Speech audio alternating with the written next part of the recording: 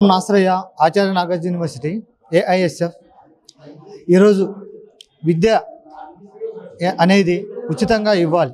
విద్యతో పాటు వైద్యం కూడా ఉచితంగా ఇవ్వాలి. ఈరోజు విద్యని వైద్యాన్ని వ్యాపారం చేసుకుంటూ ఈరోజు ప్రజాప్రతినిధులు వ్యవహరిస్తున్నారు. దీనివల్ల ప్రజలకి అనేక విధాలుగా నష్టం చేకూరుతుంది. అది ఎలా అంటే విద్య వస్తే ఆటోమేటిక్గా వైద్యం కూడా ఉచితంగా వస్తుంది. అదే విద్యని ఈరోజు మనం కోట్లు పెట్టి లక్షలు పెట్టి ఖర్చు పెట్టి కొనుక్కుంటే ఆ యొక్క పెట్టిన ఖర్చుకి ఏదో ఒక విధంగా లబ్ధి పొందాలి. కాబట్టి ఆ యొక్క చదువుకున్న వ్యక్తి అతను ఉచితంగా మనకి సర్వీస్ చేయడు. అతను పెట్టిన పెట్టుబడిని వెనక్కి తీసుకోవాలి. కాబట్టి ఆ పెట్టుబడిని వెనక్కి తీసుకునే దానికోసం అతను కూడా వ్యాపారం చేస్తాడు. కావున ఈ యొక్క విద్యని ఉచితంగా ఇస్తే అనేక మంది పేదలకి ఎవరైతే సర్వీస్ చేయాలనుకుంటున్నారో పేదలకు సర్వీస్ చేయాలనుకుంటున్నారో వాళ్ళకి ఆ యొక్క సర్వీస్ అనేది అందుబాటులోకి వస్తుంది. ఎందుకంటే వాడికి సర్వీస్ చేయాలని ఒక ఆలోచన ఉంది. కానీ అతను పెట్టుబడి పెట్టి చదువుకుంటే ఆ పెట్టుబడిని పెట్టిన వ్యక్తి ఆ యొక్క పెట్టుబడిని అడుగుతాడు. ఆ పెట్టుబడిని అడిగిన వెంటనే ఇతను ఆ పెట్టుబడి అతనికి వెనక్కి ఇవ్వాల్సి వస్తుంది. కాబట్టి ఆ యొక్క తరుణంలో అతను ఎక్కువ ఫీజులు ఎంత అంటే అతను ఓపీకి ఒక ఫీజు, తర్వాత అతను మీట్ అవ్వడానికి ఒక ఫీజు, ఆపరేషన్కి ఒక ఫీజు, చెకింగ్కి ఒక ఫీజు, అలా అనేక ఫీజులు తను మారుస్తూ ఈరోజు రేపు అనే కాకుండా ఎప్పుడు పడితే అప్పుడు ప్రజలపైన అతను ఫీజుల భారం మోపుకుంటూ అతను ప్రజల రక్త మాంసాలని పిండేసుకునే పరిస్థితి ఏర్పడుతుంది. కాబట్టి ఈ నారా లోకేష్ గారు ఈ యువగలం పాదయాత్రలలో అన్నీ చేస్తాము, విద్యార్థి సమస్యలు మేము పరిష్కరిస్తామన్నారు. ఈరోజు విద్యార్థి సమస్యలే ఈరోజు రాష్ట్రంలో ప్రధానంగా మనం చెప్పుకుంటున్నాం. ఎందుకంటే విద్యతో పాటు వైద్యం కూడా మాకు అందుబాటులోకి రావాలంటే మెడికల్ కళాశాలలో విద్యని ఉచితంగా ఇస్తే మాకు ఆటోమేటిక్గా వైద్యం కూడా సకాలంలో పేదలకి అందుబాటులోకి వస్తుంది. ఎందుకంటే ఈరోజు మనం చూసుకున్న గుంటూరు నగరం పక్కనే ఈరోజు అనేక మంది గ్రామంలో చనిపోతున్నారు. దాదాపు ఒకేసారి 20 మంది గ్రామంలో చనిపోయారు.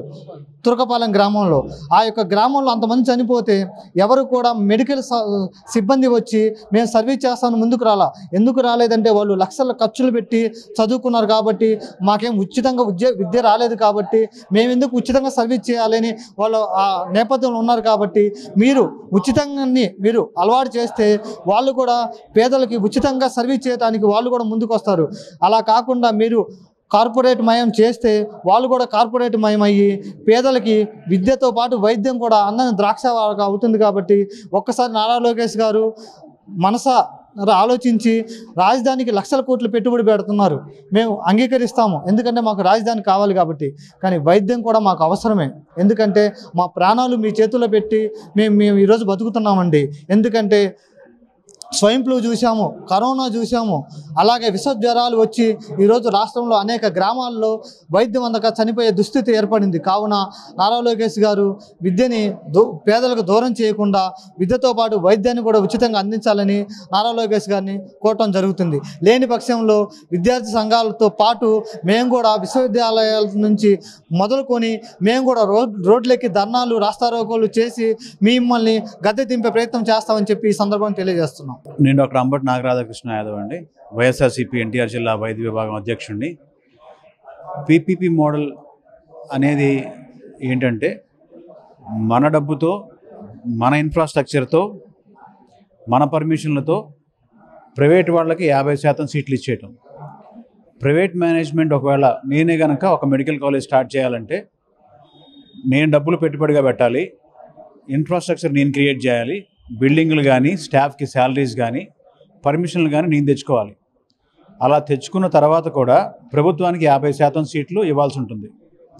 ఈ పీపీపీ మోడల్లో ప్రభుత్వమే డబ్బులు పెడుతూ బిల్డింగ్ కూడా ప్రభుత్వం ఇస్తూ ఆ చుట్టూ ఉండే 50 ఎకరాల్లో 100 ఎకరాల్లో కూడా లీజ్కి ఇస్తూ మొత్తం ప్రజాధనంతో కట్టిన ఈ బిల్డింగ్లన్నీ అదే 50% సీట్లతో ప్రైవేట్ పరం చేస్తుంది. దీనివల్ల క్వాలిటీ ఆఫ్ ఎడ్యుకేషన్ పెరిగే అవకాశం లేదు. అదేవిధంగా రాష్ట్ర ప్రజలకు ఒరిగే ప్రయోజనం కూడా లేదు. టీడీపీ వాళ్ళు మొన్నటిదాకా ఏం చెప్పారు, పవర్ పాయింట్ ప్రజెంటేషన్ చేసి మినిస్టర్లు పచ్చి అబద్ధాలు, అక్కడ కాలేజీలే లేవు కట్టలేదు అని చూపించారు. ఇవాళ పొద్దున్న చూస్తే 106 సీట్లు వచ్చాయి పీజీ సీట్లు. కొత్త మెడికల్ కాలేజీలకి మాత్రం 60 సీట్లు వచ్చాయి. ఏదైతే జగన్మోహన్ రెడ్డి గారు ప్రారంభించిన 5 మెడికల్ కాలేజీల్లో 60 సీట్లు 60 పీజీ సీట్లు ఇవాళ వచ్చాయి. అంటే పీజీ స్థాయిలోనే 3వ సంవత్సరంలోనే పీజీ స్థాయిలోనే ఆ కాలేజీలు ఉన్నాయంటే ఎంత అద్భుతంగా కాలేజీలు ఉన్నాయి, ఎంత ఇన్ఫ్రాస్ట్రక్చర్ ఉంది, ఎంత ఫెసిలిటీస్ ఉన్నాయనేది మనం అర్థం చేసుకోవచ్చు. పీపీపీ విధానం వల్ల రూల్ ఆఫ్ రిజర్వేషన్ కూడా అప్లై కాదు. అంటే ఫ్యాకల్టీని తీసుకుంటే గవర్నమెంట్ కనుక ఆ కాలేజీల్లో ఫ్యాకల్టీని అపాయింట్ చేస్తే రూల్ ఆఫ్ రిజర్వేషన్లతో అందరికీ అందులో ఉద్యోగాలు వచ్చే అవకాశం ఉంటుంది. అదే ప్రైవేట్ పరం చేస్తే వాళ్ళకి వాళ్ళ మనుషులకి అండ్ షాడో ఫ్యాకల్టీ లేదా ఫెసిలిటీస్ని కాంప్రమైజ్ చేసి ఇన్స్పెక్టర్లు మేనేజ్ చేసి జరుగుతాయి. సో క్వాలిటీ ఆఫ్ ఎడ్యుకేషన్ పెరగదు, ప్లస్ మన డబ్బుతో 50% ప్రైవేట్ వాళ్ళకి ఇస్తుంది. ఇది చాలా లోపభూయిష్టమైన స్వార్థపూరితమైన నిర్ణయం అని మేము తెలియజేస్తున్నాం. దీన్ని ఖచ్చితంగా అడ్డుకుంటామని కూడా తెలియజేస్తున్నాం. నమస్కారం, నా పేరు గంగిశెట్టి ఉమాశంకర్ అండి. ఆంధ్రప్రదేశ్ కాంగ్రెస్ కమిటీ జనరల్ సెక్రటరీని, ఆంధ్రప్రదేశ్ హైకోర్టు అడ్వకేట్ని. ఈరోజు ఎన్డీఏ ప్రభుత్వం, ఆంధ్ర రాష్ట్రంలో ఉన్న కూటమి ప్రభుత్వం జగన్మోహన్ రెడ్డి గారు హయాంలో శాంక్షన్ చేసిన మెడికల్ కాలేజీలన్నింటినీ ప్రైవేట్ పరం చేసి వారికి కావాల్సిన వారికి ఈ కట్టబెట్టాలనే కార్యక్రమంలో ఇది ప్రైవేట్ పరం చేస్తాం జరుగుతూ ఉంది. మనం 2020లో ప్రపంచం అంతా సంక్షోభంతో కొట్టుమిట్లాడింది, కోవిడ్ సంక్షోభంతో కొట్టుమిట్లాడింది.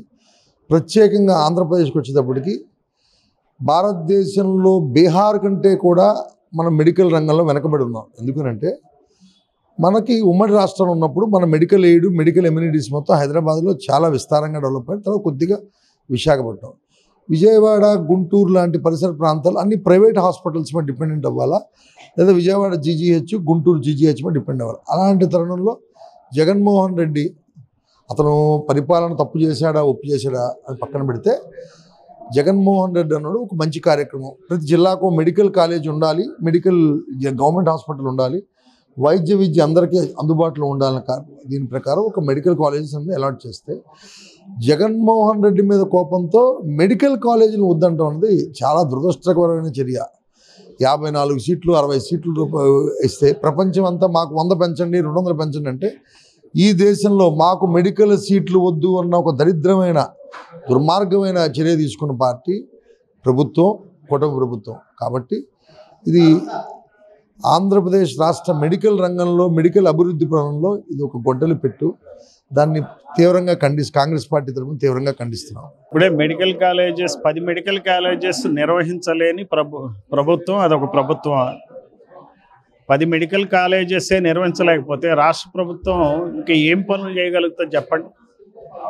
5,000 కోట్లతో హైకోర్టు ఎట్లా కడుతుంది? 2,000 కోట్లతో అసెంబ్లీ ఎట్లా కడుతుంది?